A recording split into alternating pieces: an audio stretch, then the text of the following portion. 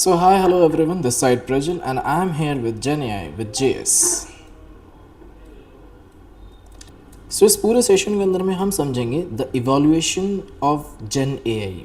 Basically AI कहाँ से start हुआ था, किस तरह से हुआ था, किसने किया था एंड सो ऑन। पूरी हिस्ट्री के बारे में हम जानने वाले होंगे इस पूरे वीडियो के अंदर में। जैसे आपके पास ये पूरा वीडियो कंप्लीट हो जाएगा, अब तक आपको पता चल चुका होगा कि जेन एआई या एआई क्या होता है। Okay, so let's start. So देखो, सबसे पहले आपके पास आर्टिफिशियल इंटेलिजेंस आता है। आर्टिफिशियल इंटेलिजेंस का मतलब ये होता है कि आप चाहते हो कि मशीन जो है वो ह्यूमन के जैसा सोचना स्टार्ट कर दे। Okay, the broad concept is basically machine के पास ऐसी इंटेलिजेंस आ जाए, मशीन ऐसे टास्क कर पाए जिसके लिए बेसिकली ह्यूमन इंटेलिजेंस की ज़रूरत पड़ती है। तो वो सारे टास्क अगर आपकी मशीन कर सकती है, इस तरीके के काम को हम बेसिकली मशीन की अंडरस्टैंडिंग से अगर हम देखें, so this becomes artificial intelligence. मतलब वो सारे काम जहाँ पे ह्यूमन इंटरवेंशन की ज़रूरत है, जहाँ पे ह्यूमन का इंटेलिजेंस की ज़रूरत है, उन सारे काम को अगर मशीन अपने आप कर सकती है बिना किसी ह्यूमन इंटरफेरेंस के, इंटरविजन के, या बिना किसी ह्यूमन के अंडरस्टैंडिंग के, ठीक है, तो ऐसे काम को आप बोलते हो artificial intelligence. Okay, now AI is the big picture. Okay, so now it's like machine learning. What is basically the machine learning is? Machine learning is a subset of AI. Okay, where machines demands data. Machine को चाहिए सिर्फ data. अगर आपने machine को data दे दिया तो machine अपने understanding से पैटर्न बिल्डअप करेगी कि क्या ये ईमेल स्पैम ईमेल है या नहीं, रिकमेंडेशन सिस्टम बनाना, फ्रॉड डिटेक्शन करना, ये सारे काम मशीन लर्निंग के अंदर में आ जाता है। इसका एक पार्ट और भी है and that is called as deep learning.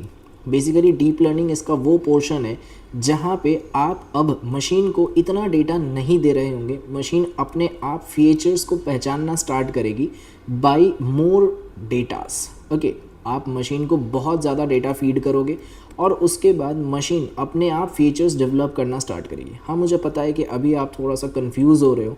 देखो, ये रील नहीं है, ये कंप्लीट यूट्यूब वीडियो है, तो आप आराम से देखिए इस पूरे वीडियो में, आपको कम्प्लीटली समझ में आ जाएगा कि ये कहाँ से शुरू हुआ था, कैसे स्टार्ट हुआ एंड इसका एंडिंग किस तरीके से हम आज डिसाइड कर सकते हैं। सो अभी आज के डेट में जो हम यूज़ करते हैं, the last one that is basically the generative AI. Generative AI basically deep learning का ही एक सबसेट है जो बेसिकली क्या करता है, आपके टेक्स्ट, ऑडियोज़, इन सबको जनरेट करके देता है। इसका सबसे बड़ा एग्जांपल आपके पास चैट जीपीटी है या फिर एंथ्रोपिक का आपके पास क्लॉड है। तो इस तरीके से जो भी आपके पास जनरेटिव एआईज़ है, ये डीप लर्निंग का एक एग्जाम्पल है, एक प्रोटोटाइप है, एक इंस्टेंस है। ओके, तो बेसिकली ये सब शुरू हुआ इस पर्टिकुलर इंसान से। इसकी शक्ल आप आराम से देख लीजिए। ये इंसान का नाम है Alan. Okay, so he is the creator of all those things. This is the name of this person, Alan Turing. So basically Alan ने ये सबसे पहला सवाल पूछा कि क्या मशीन सोच सकती है, कैन मशीन थिंक। 1950 के दौरान में एलन ट्यूरिंग ने एक सवाल पूछा अपने पब्लिशिंग पेपर के अंदर में कि क्या मेरी मशीन सोच सकती है। तो पहले मशीन को सोचने के लिए आप कुछ इफल्स बेस्ड लॉजिक्स लिखते थे। फॉर एग्जांपल, आपने कोई इफल्स लॉजिक लिख दिया, लेटर ऑन यही चेंज होकर के मशीन लर्निंग बना, यानी कि डेटा से सीखना स्टार्ट किया, देन न्यूरल नेटवर्क से, that is deep learning, and अभी 2022 के बाद से जो ये नया टर्मिनोलॉजी स्टार्ट हुआ, दैट इज़ जनरेटिव एआई, वहाँ पे मशीन एक्चुअली में चैट जीपीटी, जेमिनी या क्लॉड एक तरीके का एग्जाम्पल्स बन गई है। सो पहले कंप्यूटर को हर रूल मैनुअली लिखना पड़ता था। जैसे कि अगर आपने एप्पल लिखा is red then it will be treated as fruit. So जैसे हम इफ एल्स लिखते हैं कि इफ़ अगर एप्पल, ठीक है, is equals to red then you will consider it as a fruit. तो इस तरीके से अगर आपने कभी कोडिंग करी होगी एंड आपने ट्रेडिशनल प्रोग्रामिंग देखा होगा, तो ये बेसिकली एक पर्टिकुलर रूल को अप्लाई करना हो सकता है, एक पर्टिकुलर रूल। लेकिन अगर किसी ने कुछ और तरीके से बोला तो आपका मशीन इसको आइडेंटिफाई नहीं कर पाएगा। इंस्टेड ऑफ दिस, अगर मैं एक मशीन को डेटा फीड कर देता हूँ, मैंने उसको 1000 तरीके का एप्पल्स फीडअप करके दिखाया कि देखो ये भी एप्पल है, ये भी एप्पल है, ये भी एप्पल है, तो मशीन एप्पल्स को देख के पहचानना स्टार्ट कर देगी। जैसे एक बच्चे को आप अलग अलग फ़ोटोज़ दिखाते हो तो वो समझना स्टार्ट कर देती है कि अच्छा ये कैट है और ये आपके पास डॉग है। तो उसको ये समझ में आना स्टार्ट हो जाता है by giving multiple different images. Same उसी तरीके से हम लोग यहाँ पे सीखेंगे आज की क्लास में what is AI versus ML versus deep learning, ये इवोल्यूशन किस तरीके से बना है। आगे आने वाले क्लासेस के अंदर में हम जानेंगे एलएलएम क्या होता है, ट्रांसफॉर्मर्स का बेसिक आइडिया क्या है, टोकन क्या है, ये सब के बारे में हम लोग डिस्कस करने वाले होंगे। Okay, so let us start with the very first phase, that is phase 1 of this complete history. तो सबसे पहले क्या हुआ कि 1940s के टाइम पे कंप्यूटर्स नए नए थे, तो एलन ने सोचा कि अगर मेरा मशीन सोच सकता है कि नहीं, इसके ऊपर मैं एक पब्लिशिंग आर्टिकल रिलीज़ करता हूँ। तो उसने ये कहा कि अगर इंसान सोच सकता है तो क्या एक मशीन कभी इंसान की तरह सोच सकती है। ओके, इस क्वेश्चन का जवाब देने के लिए उन्होंने एक टर्निंग टेस्ट प्रपोज किया। टर्निंग टेस्ट क्या होता है कि एक इंसान को आपको बिठा के रखना है और दो लोग डिफरेंट होंगे, एक कंप्यूटर होगा और एक इंसान होगा। दूसरा इंसान यानी कि जो ह्यूमन क्वेश्चनर है वो एक क्वेश्चन प्रपोज करेगा। इस क्वेश्चन का जवाब पहले तो एक इंसान दे रहा होगा और साइमल्टेनियसली एक जवाब एक कंप्यूटर दे रहा होगा। अगर ह्यूमन खुद ये डिसाइड कर नहीं पाए कि ये जवाब किसने दिया है, इंसान ने दिया है या एक सिस्टम ने दिया है, तो बेसिकली वो पर्टिकुलर मशीन लर्निंग मॉडल या वो particular AI intelligence turning test को पास कर जाता है। So turning test is basically a criteria जहाँ पे क्या होगा, दो लोग बैठेंगे, एक इंसान बैठेगा और एक सिस्टम बैठेगा। एक इंसान जो कि टेस्ट को जज कर रहा होगा वो एक इंसान होगा पहली बात तो, और उसको दोनों ही रिजल्ट दिखाए जाएंगे, इंसान के भी रिजल्ट दिखाए जाएंगे और टेस्ट कंप्यूटर के भी दिखाए जाएंगे। अगर इंसान खुद ये जज नहीं कर पाए कि ये जवाब किसने लिख के दिया, जैसे आज के डेट में आप ईमेल्स भेजते हो, तो आज बहुत सा ऐसा टाइम है जब हम ये डिसाइड नहीं कर पाते कि इंसान ने लिखा है या चैटजीपीटी ने लिखा है या इसको जेमिनी ने लिखा है। तो ये आइडेंटिफाई कर पाना मुश्किल हो जाता है हमारे लिए कि ये जो भी मेल हमें मिला है या ये जो भी इमेज जनरेट हुई है या जो भी ड्राइंग हमें देखने को मिल रहा है वो किसी इंसान ने बनाया है या पर्टिकुलरली किसी एआई मॉडल ने। तो बेसिकली यही टर्निंग टेस्ट था। ठीक है, तो ट्यूरिंग टेस्ट के अंदर में दो चीज़ें बिठाई गई, एक तरफ में इंसान और एक तरफ में सिस्टम, एंड डिसाइड किया गया। तो फेज़ 1 इतना ज़्यादा सक्सेसफुल नहीं हो पाया क्योंकि जो ये एलन भैया थे इनके लाइफ में कुछ होमोसेक्सुअलिटी को लेकर के क्लॉजेस आना स्टार्ट हो गए बाय द गवर्नमेंट एंड फिर इनकी मौत हो जाती है। ठीक है, and somehow it's happened. Okay, so Alan Turing जो है, ये Alan Turing father of computer science या थ्योरेटिकल आर्टिफिशियल इंटेलिजेंस या मॉडर्न कंप्यूटिंग इनको ये कहा जाता है। And still we say that अगर एआई या फिर मशीन थिंकिंग की जो सबसे पहली बात करने वाला इंसान इस दुनिया में सबसे पहले था, वो आज के डेट में एलन ट्यूरिंग की ही नाम सबसे पहले आता है। बट लेटर ऑन सबसे बाद जो फेज़ 2 स्टार्ट होता है, दैट इज़ एआई का जन्म होना। तो एआई का जन्म स्टार्ट किया गया by this legendary man and this man is John McCarthy. Okay, so this man John McCarthy, इनको फादर ऑफ आर्टिफिशियल इंटेलिजेंस कहा जाता है। He is the father of artificial intelligence. So this person John McCarthy, इन्होंने क्या किया, इन्होंने एक बार एक कॉलेज में गए and that college is basically Dartmouth college. Okay, so इस डार्टमाउथ कॉलेज में जा कर के उन्होंने एक रिसर्च पेपर के ऊपर में बातें करना स्टार्ट किया, यानी कि एक तरीके से कॉन्फ्रेंस देना स्टार्ट किया। Okay, and during that conference पहली बार टर्म अनाउंस किया गया, that is artificial intelligence. Researchers ने डिसाइड किया कि मशीन को जो रीजनिंग, लर्निंग और प्रॉब्लम सॉल्विंग सिखाई जा सकती है, इसका एक पर्टिकुलर डोमेन बनना चाहिए, और इस तरीके से आर्टिफिशियल इंटेलिजेंस एक डोमेन बनना स्टार्ट हो गई, यानी एआई एक अलग रिसर्च फील्ड बन गई। और ये थे आपके पास जॉन मैकार्थी। फिर धीरे धीरे कुछ नए लोग और इंट्रोड्यूस हुए, जैसे कि Marvin Minsky, Claude Shannon, okay, Herbert A Simon and Alan Newell. So basically इन सभी का मेन गोल ये था कि मशीन रीजनिंग करना स्टार्ट कर दे, प्रॉब्लम सॉल्विंग करना स्टार्ट कर दे, इनके पास एक विजन आ जाए। सो सब लोगों को ऐसा लगता था कि 10-20 साल में ह्यूमन लेवल एआई बन ही जाएगा। बट फिर स्टार्ट हुआ AI cold war. Okay, and वहाँ पे डेवलपमेंट होना बंद हो गई कहीं ना कहीं, क्योंकि वॉर्स आना स्टार्ट हो गए। ये सारी बातें 1950s 1960s की चल रही है, जब बेसिकली आपने बहुत सारे वॉर्स देखे थे। ओके, वर्ल्ड वॉर देखे थे। तो ये सारे वॉर्स आना स्टार्ट हो गए और कहीं ना कहीं दुनिया ने थोड़ा थोड़ा करके एआई को भूलना स्टार्ट कर दिया। देन बूम अगेन स्टार्ट हुआ, एंड एक तरीके से आप कह सकते हो कि अगर एलन टर्निंग ने एआई का सपना देखा तो जॉन मैकार्थी उस सपने को एक नाम और रिसर्च फील्ड दे ही चुका था। ओके, देन इंटरनेट वर्ल्ड बढ़ना स्टार्ट हुए, डेटाज हमारे पास आना स्टार्ट हुए, क्योंकि उस टाइम पे आपके पास उतना ज़्यादा डेटा अवेलेबल नहीं था। अब धीरे धीरे लोगों ने क्या किया, इंटरनेट के साथ बातचीत करना स्टार्ट किया, अपने फ़ोटोज़, वीडियोज़, इन सब को कहीं ना कहीं किसी न किसी डेटाबेस के अंदर में डालना स्टार्ट किया, और यहाँ से डेटा का जन्म होना स्टार्ट हुआ। ओके, सो अब तक कंप्यूटर्स को हर रूल मैनुअली आप बैठ के लिखते थे, ठीक है। रियल वर्ल्ड में हर सिचुएशन के रूल्स लिखना पॉसिबल बिल्कुल भी नहीं है। इसीलिए तीसरा फेज़ आता है, and this phase is called as machine learning, जो कि 1990 से लेकर के 2010 के बीच का जो फेज़ है, इस फेज़ को हम मशीन लर्निंग रिसर्च फेज़ कहते हैं। इस फेज़ के अंदर में बेसिकली क्या होता है कि मशीन को हम डेटा देते हैं और मशीन उस डेटा से पैटर्न्स ढूंढती है। मशीन को हमने डेटा प्रोवाइड किया, मशीन ने उस डेटा से पैटर्न्स ढूंढना स्टार्ट कर दिया, और इसी वजह से इस फील्ड का नाम मशीन लर्निंग बनना स्टार्ट हुआ। Okay, so machine learning becomes the subset of the artificial intelligence, यानी कि इतनी बड़ी सी जो फील्ड है हमारे पास आर्टिफिशियल इंटेलिजेंस की, उसमें से एक फील्ड का नाम बन गया आपके पास मशीन लर्निंग, जहाँ पे आप मशीन को डेटा प्रोवाइड करना स्टार्ट करते हो, डेटा फीड करना स्टार्ट करते हो, ठीक है।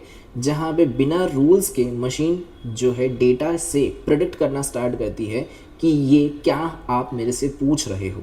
सो machine learning is the new way of teaching computers to learn from the data and improve their performance without being explicitly program for every situation. मतलब हम उसको हर सिचुएशन को प्रोग्राम करके नहीं बता रहे कि इसका मतलब ये होगा, इसका मतलब वो होगा। हमने मशीन को एक पर्टिकुलरली डेटा प्रोवाइड कर दिया है, अब मशीन डेटा देख के बताती है कि ये किस सिचुएशन को बेसिकली प्रेडिक्ट करवाती है, ओके, या ये किस सिचुएशन को दर्शाती है। ट्रेडिशनल प्रोग्रामिंग में आपने ये चीज़ कहीं ना कहीं सी प्रोग्राम C++ के अंदर में लिखे होंगे, that is if email contains win 1 crore and has suspicious links then spam. Means basically ये हमारा गाइडलाइंस होता है कि if email contains win 1 crore, मतलब अगर ईमेल में ये आपको एग्जैक्ट टू एग्जैक्ट की मिलती है कि विन 1 करोड़, तो बेसिकली आप ईमेल को स्पैम ईमेल कंसिडर कराते हो। But what happens if tomorrow, कल के डेट पे स्पैमर जो है इस लाइन को चेंज कर देता है और वो ऐसा लिखना स्टार्ट कर देता है, hey hello you have win this particular thing, या आपके स्पैमर ने कुछ और लाइन लिख दिया, तो आपका जो सिस्टम है वो इस चीज़ को कभी भी डिटेक्ट नहीं कर पाएगा and it becomes difficult. Now again, as a दूसरा example, imagine a child is teaching to recognize a cat. For example, you are teaching a child, आपके पास एक बच्चा है, उस बच्चे को आप सिखा रहे हो कि basically there is a difference between cat and dog and you are making them understand कि एक कैट के पास 4 legs होंगे, उसके पास ears होंगे, उसके पास tail होगा, बट यही सारे फीचर्स कहीं ना कहीं डॉग के पास भी होते हैं। तो now a child can not able to distinguish between कि कैट कौन सा है और डॉग कौन सा है, राइट। सो सेम मशीन के साथ भी ये प्रॉब्लम्स होते हैं जब मशीन लर्निंग के अंदर में आप फीचर्स के ऊपर में बातचीत करते हो और वो फीचर्स हो सकता है किसी और डेटा के साथ भी रिजेंबलेंस करना स्टार्ट कर दे या देखना स्टार्ट कर दे, okay. So instead of giving rules you show the children about the 1000 pictures of cats and dogs. Now अब आपने उसको 10,000 पिक्चर्स दिखा दिए कैट्स के, डॉग्स के। Eventually the child learns the difference by observing the patterns and the same way the machine learning works. Machine learning के अंदर में भी हम डेटा फीड करना स्टार्ट करते हैं मशीन को, okay. Now the examples are like example of spam email. If the subject contains win money you are saying कि स्पैम है, तो ये तरीका बिल्कुल गलत है, क्योंकि अगर किसी ने ऐसा लिख दिया congratulations you have received a reward, तो ये रूल फेल हो जाएगा, राइट, क्योंकि आपकी मशीन को ये पर्टिकुलर सिंटैक्स पहले से क्लियर नहीं था, ओके। मशीन को अगर मैंने स्पैम या नॉट स्पैम बोला है तो मशीन ये चीज़ देख के कैसे समझेगी कि कौन सा स्पैम है और कौन सा नॉट स्पैम है। Now as example of Netflix, like आपने नेटफ्लिक्स के अंदर में कभी ना कभी कुछ ना कुछ मूवीज़ देखे होंगे, जैसे आपने एवेंजर्स देखा, आयरन मैन देखा, स्पाइडरमैन देखा। नाउ व्हाट विल हैपन कि आपके इन तीनों मूवीज़ को देखने के बाद नेटफ्लिक्स आपको खुद से रिकमेंड करना स्टार्ट कर देती है कि watch captain America, Thor, doctor strange, black panther, guardians of Galaxy. इस तरीके की मूवीज़ आपको कहीं ना कहीं रिकमेंडेशन होना स्टार्ट हो जाती है। So how it will happen? It will happen basically because of the data. जो डेटा आपने देखा है वो कहीं ना कहीं मार्वल ओरिएंटेड डेटा था, जो डेटा आपने देखा है वो स्काईफाई डेटा था, ठीक है, साइंस फिक्शन डेटा था। तो किसी प्रोग्रामर्स ने इसको मैनुअली नहीं लिखा है कि if user watches Avengers then recommended Thor, ऐसा नहीं होगा। मशीन ने खुद को डेटा से फीड किया है और उसको ये चीज़ पता है कि अगर मैं अपने यूज़र को ये चीज़ दिखा रहा हूँ तो इसका मतलब मेरा यूज़र ये और एक चीज़ देखना चाहना पसंद करेगा. Okay, so this ends the third phase, that means the machine learning phase. इसके बाद जो नया फेज स्टार्ट होता है, and this new phase is called as deep learning from 2012 to 2021.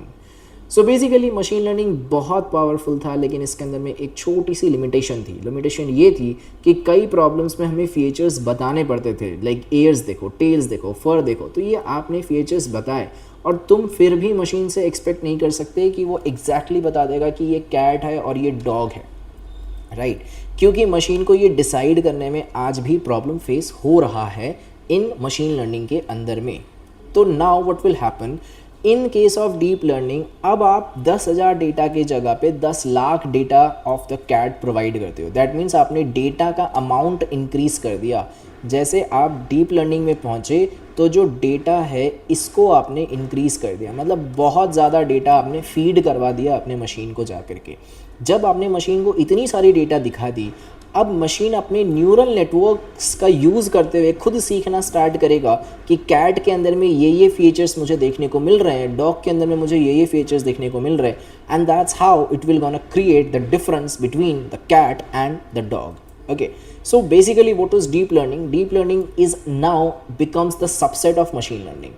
ठीक है, यानी artificial intelligence will be the parent, उसके अंदर में आपको मिला मशीन लर्निंग, अब आपने बनाया deep learning. So deep learning becomes the subset of machine learning that uses the artificial neural networks with many layers of learning complex patterns from large amount of data.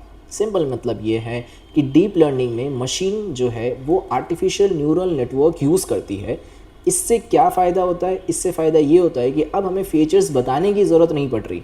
हम machine को बहुत सारा data feed कर दे रहे हैं और machine खुद patterns and features सीख ले रही है बिना किसी इंटरवेंशन के, यानी बिना किसी ह्यूमन इंटरवेंशन के. सो यही तो आर्टिफिशियल इंटेलिजेंस चाहता था कि ह्यूमन इंटरफेयर किए बिना ह्यूमन के जैसा सोचना या ह्यूमन के जैसा थिंक करना, उसके जैसा डिसीजंस लेना अगर मशीन सीख जाए तो machine can able to think. यही एलन ट्यूरिंग भी कह रहा था. Okay, so why it is called deep learning? Because इसके अंदर में बहुत सारे लेयर्स होते हैं, इनपुट लेयर, हिडन लेयर, फिर से हिडन लेयर, फिर से हिडन लेयर, और इतने सारे हिडन लेयर्स के बाद आपको आउटपुट लेयर मिलता है जो हम धीरे धीरे सीख जाएंगे क्या होता है इसके अंदर में. Okay, so this is basically deep learning जो मशीन लर्निंग का एक सबसेट बन गया. Now comes the fifth phase, जिस फेज़ में आज हम लोग एग्जिस्ट करते हैं, and this phase is called as the generative AI phase. अब आते हैं एआई के लेटेस्ट फेज पे. ओके, यहाँ पे हम मशीन से सिर्फ ये नहीं बोलते कि ये ईमेल स्पैम है या नहीं, फ़ोटो कैट का है या डॉग का, यूज़र कौन सी मूवी पसंद करेगा. अब हम मशीन से कंटेंट क्रिएट करवाते हैं. जैसे अगर मैं बोलूँ एक जावास्क्रिप्ट फंक्शन लिखो तो मशीन इसका कोड लिख करके दे देता है मेरे को. अगर मैं बोलूँ कि एक ईमेल लिख करके दो, मशीन एक ईमेल लिख करके दे देगा. मैं अगर मशीन को फीचर्स बता के दूँ कि मुझे एक पर्टिकुलर ऐसा टीचर चाहिए जिसके जो है वो स्टूडेंट्स रैट एंड कैट हो, तो मशीन मेरे को इस तरीके का एक इमेजिनरी टीचर बना के देगा जिसके स्टूडेंट कैट एंड रैट होंगे. सो माउंटेन सनसेट की इमेज बनाओ. इस तरीके से जितने भी इमेज क्रिएशंस वाली बातें हैं, वीडियो क्रिएशन वाली बातें हैं, ये सारी चीज़ें आप क्रिएट करके दे सकते हैं. पहले क्या था, आपको इमेज देना पड़ता था एंड वो बताता था कि ये इमेज कैट की है. आज आप प्रॉम्प्ट देते हो एंड बोलते हो प्रॉम्प्ट में create a cat wearing glasses. So at the end you got a new image, आपको एक नई इमेज मिल जाती है. So this is how basically the machine learning या तो ये जो आर्टिफिशियल इंटेलिजेंस है ये शुरू हुआ by the man that is Alan Turing के मदद से. ओके, एलन ट्यूरिंग ने इतने रिसर्च के बाद या इसके एक वर्ड ने कि कैन मशीन थिंक, इसने इतना बड़ा इवोल्यूशन लाया with the help of different researchers as different field of time. ठीक है, अब इन सब के बीच में एक बात जो रह गई मन में वो ये है कि एआई की बात हो रही थी तो इसमें पाइथन कहाँ से आया और हम जावास्क्रिप्ट क्यों पढ़ रहे हैं एंड ये जेन एआई विद जेएस क्यों है. तो सबसे पहले एक बात समझिए कि एआई और प्रोग्रामिंग दोनों अलग अलग चीज़ें हैं, एक टेक्नोलॉजी नहीं है. ये बेसिकली जो एआई है वो एक अंडरस्टैंडिंग है मैथमेटिकल इंटरप्रिटेशंस की, या एआई एक साइंस है. Python and JavaScript are basically the tools जिनसे हम एआई एप्लीकेशंस बना सकते हैं. एआई की जर्नी कुछ इस तरीके से स्टार्ट हुई कि 1950 में आपने एआई का कॉन्सेप्ट पहली बार समझा। उस टाइम ना तो पाइथन था, ना जावास्क्रिप्ट थी, रिसर्च भी हो रहे थे तो सी पे हो रहे थे, लिप्स पे हो रहे थे, प्रोलॉन्ग पे हो रहे थे, ठीक है, या कोई दूसरी लैंग्वेजेस पे हो रहे थे, जिनमें बेसिकली जॉन मैकार्थी अपना काम कंप्लीट कर पा रहा था। बट फिर पाइथन इतना पॉपुलर कब हुआ? बेसिकली पाइथन पॉपुलर हुआ 2010 के बाद, जब डीप लर्निंग बूम में आया। ओके, एंड इसके अंदर में आपको कुछ लाइब्रेरीज मिले जैसे कि नमपाई, टेंसरफ्लो, पाईटॉर्च, साइकिट लर्न, ठीक है। इसकी वजह से एआई रिसर्च और मॉडल ट्रेनिंग और भी ज़्यादा हैंडफुल एंड ईजी होना स्टार्ट हो गए। Now comes the JavaScript part.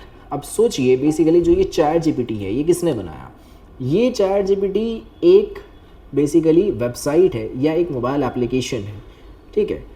तो चैट जीपीटी के अंदर में जो लॉजिक्स लिखे हुए या इसके अंदर में जो आपने मॉडल को ट्रेन किया था, उस टाइम पे भले ही आपने पाइथन से ट्रेन किया होगा, बट जब आप यूज़र को एक चैट जीपीटी देते हो यूज़ करने के लिए, तो वो कहीं ना कहीं HTML, CSS, जावास्क्रिप्ट, रिएक्ट, इन सब से बन करके बने हैं, नेक्स्ट.js। ओके, सो जब हम खुद का LLM ट्रेन करने नहीं वाले, जब हम लोग basically open AI, Gemini, Google के मतलब गूगल का जेमिनी, ऑन्थ्रोपिक का क्लॉड, इन सब कंपनीज़ के क्या कर सकते हैं, इन सब कंपनीज़ के LLM मॉडल्स को अगर हम यूज़ कर सकते हैं, तो हम उनके मॉडल्स को API के थ्रू यूज़ भी तो कर सकते हैं।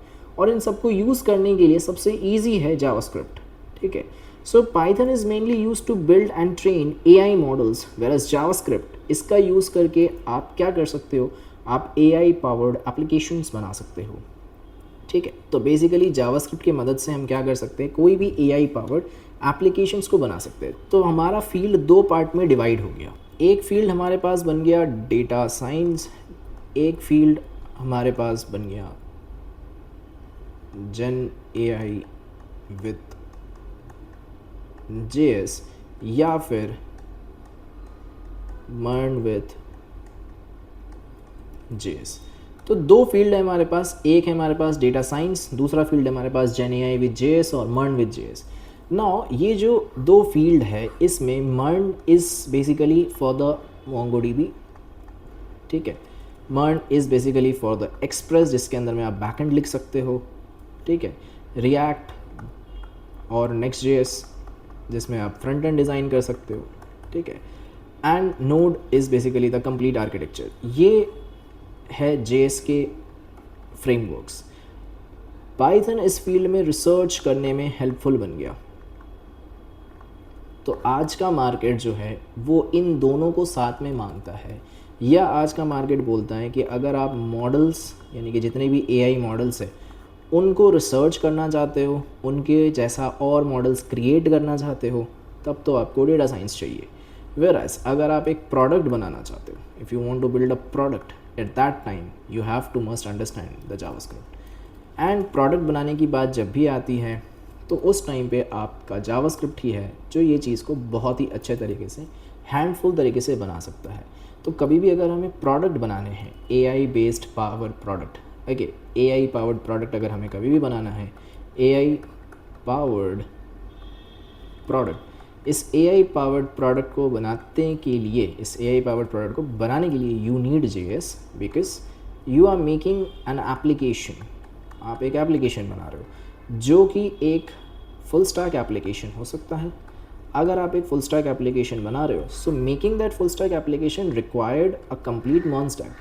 आप जावा से भी कर सकते हो, अगर आप जावा से करते हो it will become Java full stack. And then उसके बाद आपको उसमें AI इंटीग्रेट करना पड़ेगा। तो किसी भी फुल स्टैक को करने के टाइम अगर आप कोई भी लाइब्रेरीज़ को इंट्रोड्यूस करते हो, तो वो लाइब्रेरीज़ का इंट्रोडक्शन इज़ बेसिकली आपने जो लाइब्रेरी यूज़ करनी है वो AI पावर्ड लाइब्रेरीज़ होनी चाहिए। बट AI यूज़ करने से पहले मुझे AI के जार्गन्स पता होने चाहिए, AI के जार्गन्स पता होने चाहिए। कौन कौन से जार्गन्स?